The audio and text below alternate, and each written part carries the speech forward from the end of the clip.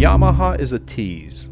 We first heard of the Tenere 700 in 2016. Awesome. A replacement for the old 660, 600 and even 500 enduro adventure bikes that Yamaha has been building since Flintstones days, it seems like. Yamaha got the ADV crowd all excited. Could this be that rarest of adventure bikes, light, nimble, and able to do some serious off-roading when push comes to shove? The legendary do-it-all unicorn bike that can chomp highway miles on the interstate, have some fun in the twisties, tear up a gravel road, and do some enduro riding on the gnarly stuff? So I'm watching YouTube and salivating as journalists and owners from across continental divides praise this bike up and down. As the spring of 2020 drags on, I'm glad for the confirmation. I was beginning to think that it was all an elaborate hoax, that Yamaha was putting us on. Even when I sat on one at the bike show, saw it, felt it with my own hands, I still refused to truly believe. Maybe it was a mock-up. Maybe Yamaha put some long suspension on a TW200E and disguised it with some bodywork and fake engine panels. All made up. Like the moon landing, or the earth being round. And all the while, Yamaha whispering, "It's coming to North America in the summer of 2020. Trust us." But no, it had to be real. This bike is too good not to make. The simplicity of it, the Dakar styling. This is truly that around the world bike. Or at least across the world. Just be careful not to fall off the edge.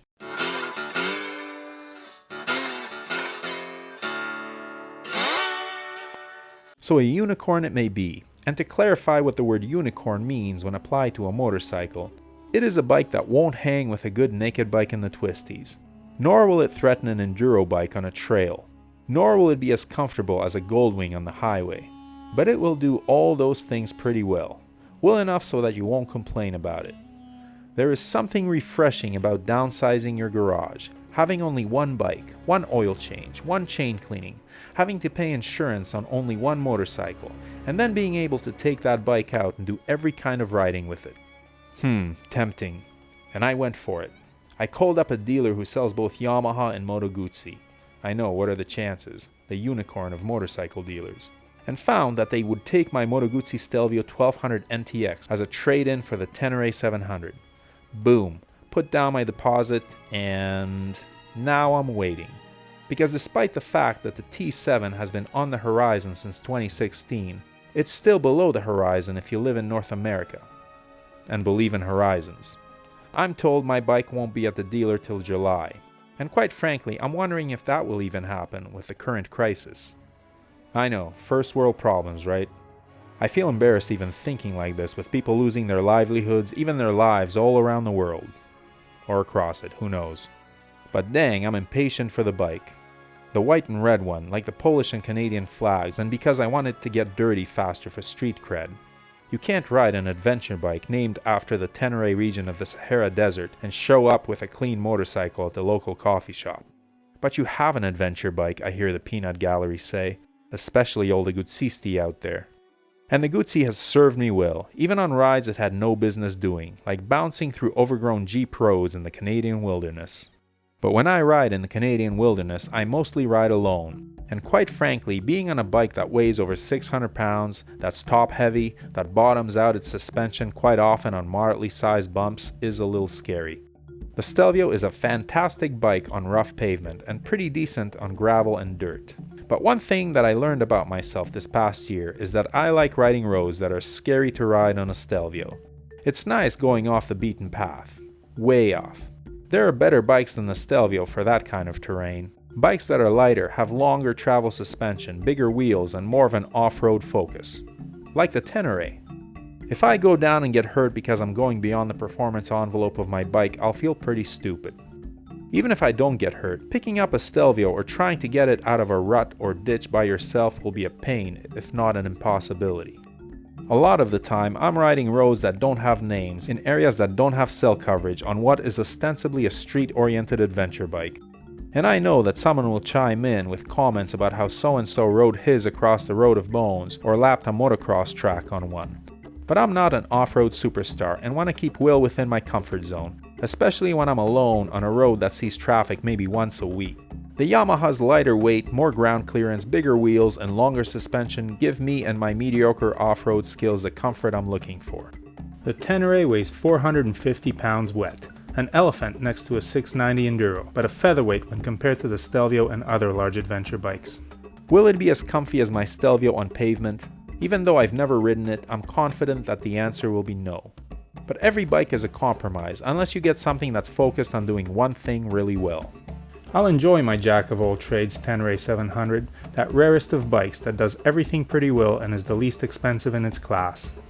Yes, it's got no electronics and the suspension is a bit on the cheaper and softer side. But it's the lightest bike in class and I hear it's the easiest to ride for the average guy. And that's me. Most of my off-road experience is from riding a 28-pound mountain bike with 1 human power, not a 450-pound motorcycle with 72 horsepower. I need something forgiving. So here I am waiting, but oh my, is it gonna be worth the wait. Just look at those lines, and what a perfect blank canvas. I see a tastefully modded, simple and capable adventure bike. Maybe some sturdy handguards and folding mirrors. Maybe some engine guards and soft luggage. Maybe a rally seat. A pipe perhaps. Not too much, but enough for some good off-road adventures and a longer trip once in a while. And once my skills grow, maybe some suspension upgrades. So this bike, if in fact it exists, will be a capable companion for years to come. Because Yamaha's last. Yamaha is the most reliable manufacturer according to Consumer Reports. Can't wait till it gets here. In the meantime, I'll enjoy my last few months with my Stelvio. I'll do some trips, enjoy that Guzzi character, and relish in the comfort of a big bike with a tall windshield and awesome weather protection. Maybe I'll do a longer trip on it to say goodbye. Sudbury is less than 5 hours away. I hear Stanley Kubrick filmed the moon landing there. I'd like to see the place. Thanks for watching, and stay sane, my friends.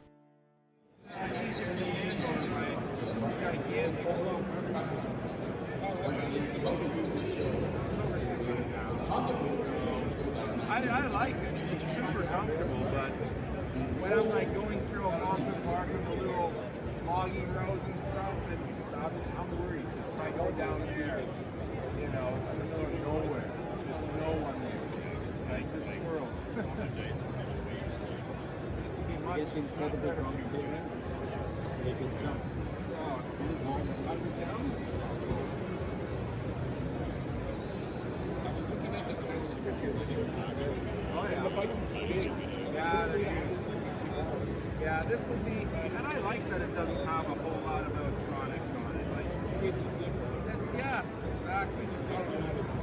But it's got ABS, right? So, and you can turn off the ABS on the whole thing, right?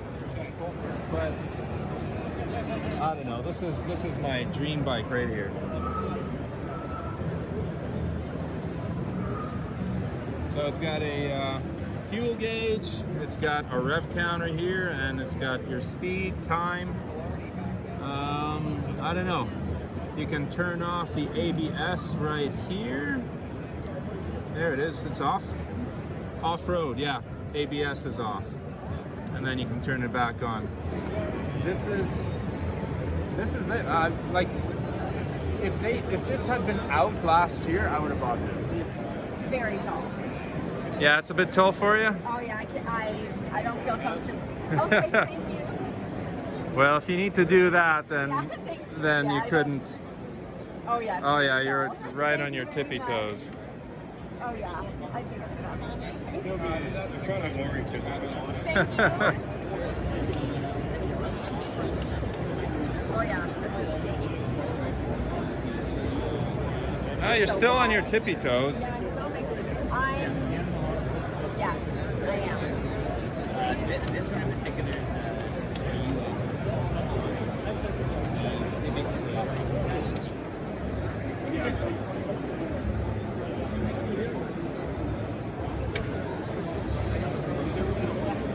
Well, you're on the balls of your feet, right?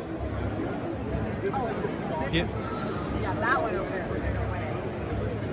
If you're interested in any of the gear that Brooke and I wear or use, or the camera equipment we use to film this channel, the links are below. Everything listed there was bought with our own money and we are not sponsored by any company. However, the links below are affiliate links and the channel is paid a small amount for referring you to shop at no additional cost to you. We do not recommend any products that we are not satisfied with ourselves, but we do strongly urge you to do your research and select the correct size for items like helmets and clothing. As always, thanks for watching, your support is greatly appreciated. Please hit that subscribe button, give the video a thumbs up, and leave a comment below. And whatever you ride, enjoy it. Wave at other bikers no matter what they're riding, we're all part of a brotherhood and sisterhood.